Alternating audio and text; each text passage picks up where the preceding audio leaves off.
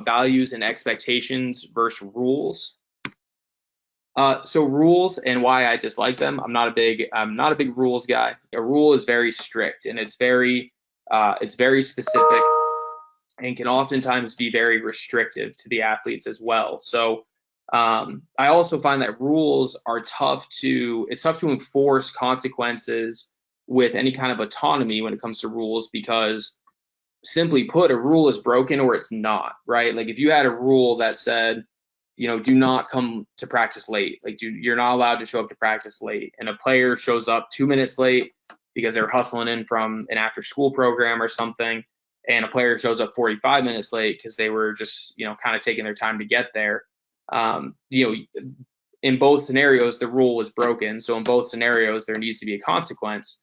And if you don't deliver a consequence, then you're going to end up having some kind of discrepancy within your team. And this kind of forces you to create more rules, right? Like now you have to create a rule about, if you're X minutes late to practice, then you're going to be benched for a set. And if you're Y minutes late to practice, you're going to be benched for a match. And so values and why I like them.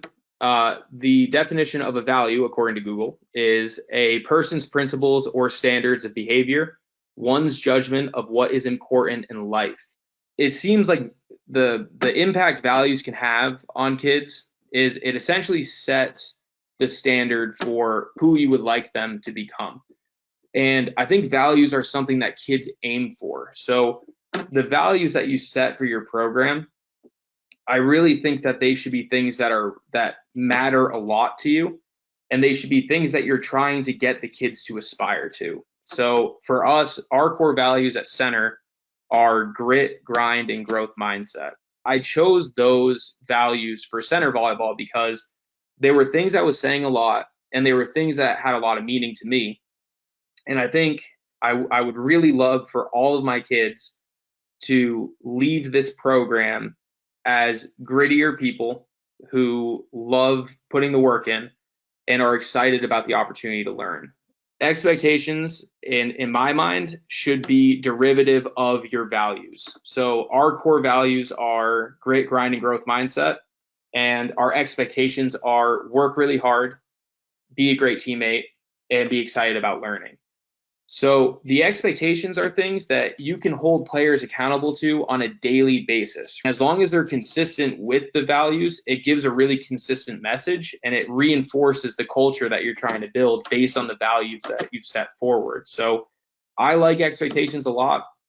I think that they're great for holding players accountable. I think they're great for providing athletes with cultural reminders. If two athletes are arguing in practice, you can always bring them in and say, hey, that's not really an example of being a great teammate. And, that is one of our expectations here. So, moving forward, I'm expecting X, Y, and Z and A, B, and C.